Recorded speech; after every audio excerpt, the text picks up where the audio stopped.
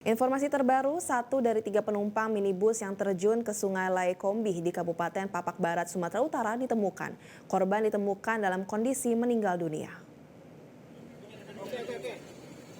1 dari 3 korban hilang minibus terjun ke Sungai Laekombih di Kabupaten Papak Barat ini ditemukan dalam kondisi meninggal dunia. Korban ditemukan berjarak sekitar 10 km dari lokasi kendaraan jatuh menuju hilir sungai.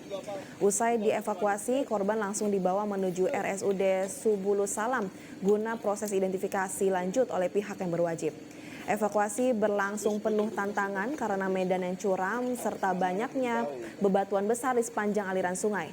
Kepala Kantor Basarnas Medan, Heri Marantika, menyatakan rasa duka mendalam kepada keluarga korban serta mengapresiasi kerja keras seluruh unsur SAR yang terlibat.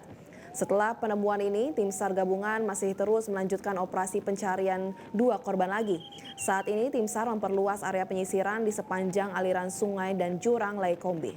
Basarnas Medan bersama unsur TNI, Polri, BPBD, Satgas SAR, Subulus Salam dan relawan terus bersinergi dalam misi kemanusiaan ini dengan harapan kedua korban segera ditemukan.